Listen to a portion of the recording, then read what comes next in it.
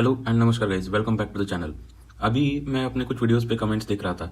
वहाँ पे कुछ स्टूडेंट्स का ये डाउट है कि मैंने कुछ इन्फॉर्मेशन गलत भर दी है फॉर्म में, या फिर मेरे पास कोई सर्टिफिकेट अवेलेबल नहीं है। तो उसके रिगार्डिंग कुछ पॉइंट्स मैं आपके साथ इस वीडियो में शेयर करूंगा। अभी आपके दो मेजर एग्जाम्स यानी कि एसबीआई क्लर्क और एसबीआई पीओ के एप्लीकेशन चालू है, ठीक है। तो ये पॉइंट्स आप ध्यान से फिल करने हैं जब आप अपना एप्लीकेशन फॉर्म भरेंगे, क्योंकि इसमें अगर आप गलती करेंगे तो आपको डिस्क्वालीफाई करने का बैंक के पास पूरा का पूरा अधिकार है, ठीक है।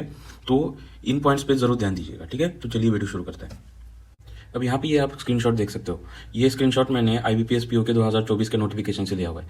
यहाँ पे जो मैंने हाईलाइटेड पॉइंट्स किए हैं उनमें आप देखिए, वहाँ पे क्या लिखा है, candidates will not be allowed to appear for interview or join the allotted participating banks if he or she fails to produce the relevant eligible document, ठीक है। यहाँ पे अगर आप ये नोटिफिकेशन ठीक से पढ़ोगे तो आपको कौन से डॉक्यूमेंट्स रिक्वायर्ड है वो उन्होंने मेंशन किया है, और यहाँ पे उन्होंने स्पेसिफिकली मेंशन किया है कि अगर आप वो डॉक्यूमेंट्स प्रोड्यूस नहीं कर पाएंगे तो आपको आगे अलाउ नहीं किया जाएगा इंटरव्यू के लिए अपीयर होने के लिए, या फिर इवन आपका इंटरव्यू से भी सिलेक्शन हो गया और उसके बाद भी उनको पता चला कि आपके पास रिक्वायर्ड डॉक्यूमेंट्स नहीं है तो आपको ज्वाइन करने से मना कर दिया जाएगा, ठीक है।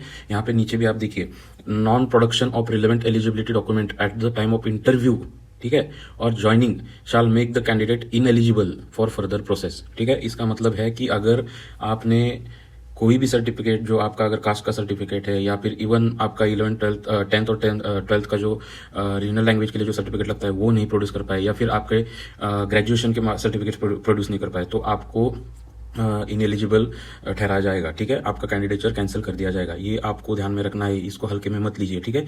ये छोटी सी मिस्टेक आपको अपना पूरा एक साल बर्बाद करवा सकता है, ठीक है। तो ये पॉइंट्स आपको ध्यान में रखने हैं। यहाँ पे मैं आपको और एक बात बताना चाहता हूँ, ठीक है।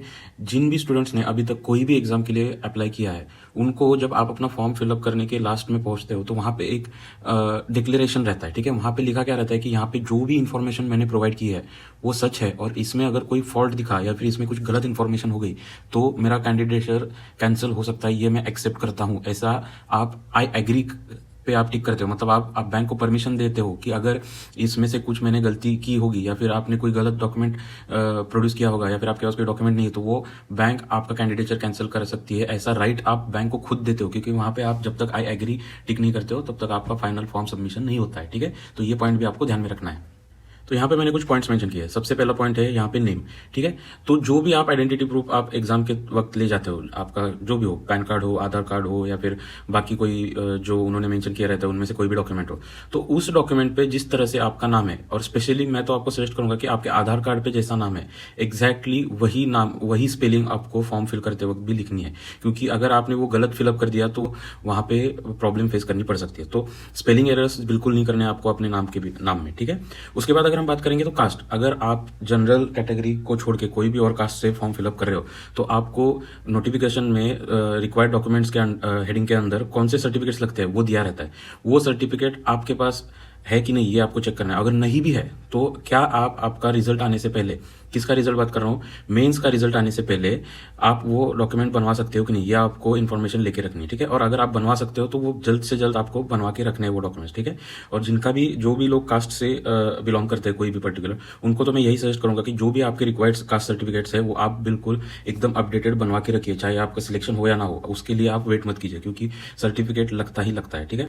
इसके बाद में आपको लैंग्वेजेस नोन, ये जो हेडिंग रहता है आपके फॉर्म फिलअप करने में, उसके बारे में कुछ बताना चाहता हूँ, ठीक है। तो अभी आपका एसबीआई क्लर्क का एग्जाम हो जाए, या फिर एनआईएसएल असिस्टेंट का एग्जाम हो जाए, या फिर बाकी भी कोई जो अभी एग्जाम्स कंडक्ट किए गए थे, जैसे कि आप यूनियन बैंक और इंडियन बैंक का एलबीओ यानी कि लोकल बैंक ऑफिसर्स के एग्जाम देखिए, वो एग्जाम जो है ना वो रीजन स्पेसिफिक है। उनका मेन रिक्वायरमेंट ही वही है उस एग्जाम में कि आपको रीजनल लैंग्वेज आनी चाहिए।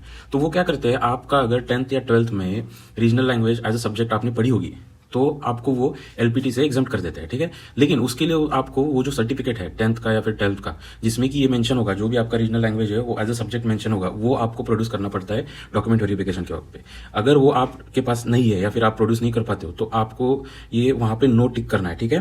क्योंकि अगर आपने वहां पे येस टिक कर दिया कि आपके पास सर्टिफिकेट है, ऐसा ऑप्शन अलग से आता है इन एग्जाम्स के फॉर्म जब आप फिलअप करोगे ना तो वहां पे आपको देखने मिल जाएगा। अगर आपने वहां पे येस टिक कर दिया और आप अगर सर्टिफिकेट प्रोड्यूस नहीं कर पाए उस वक्त तक तो आपको डिस्क्वालीफाई कर दिया जा सकता है, ठीक है। आपको आगे अलाउ नहीं किया जाएगा एग्जाम की प्रोसेस में पार्टिसिपेट करने के लिए, ठीक है। और ऐसा आपको हर एक नोटिफिकेशन में देखने को मिलेगा। आप कोई भी नोटिफिकेशन उठा के देख लीजिए, उसके अंदर डॉक्यूमेंट्स रिक्वायर्ड के हेडिंग के नीचे सब ये दिया हुआ रहता है। ये सब इंस्ट्रक्शन आपको पढ़नी है ठीक से, और आपके फॉर्म फिल करते वक्त ये सब पॉइंट्स पे पे ध्यान देना है। आप एक जॉब के लिए अप्लाई कर रहे हो, आप ऐसे ही हड़बड़ी में कोई भी फॉर्म मत भरिए, 2-3 बार चेक कीजिए फॉर्म। आपका नाम भी आपको खुद से चेक करना है 2-3 बार। मैं खुद जब फॉर्म फिलअप करता हूँ तो मैं खुद अपना फॉर्म 2 से 3 बार चेक करने के बाद ही सबमिट करता हूँ फाइनल सबमिशन, ठीक है। तो ये आपको भी ये सब पॉइंट्स याद में रखने हैं और आपके जो भी मिस्टेक्स हो सकते हैं वो जितना हो सके उतने मिस्टेक्स आपको अवॉइड करने हैं, ठीक है। तो आज की वीडियो में बस इतना ही था। Thank you. अगर वीडियो अच्छी लगी हो तो लाइक शेयर और सब्सक्राइब जरूर कीजिए, और अगर कुछ डाउट्स होंगे आपके तो आप कमेंट सेक्शन में आपके डाउट्स लिख सकते हो, उसको मैं रिप्लाई जरूर करूंगा, ठीक है। Thank you.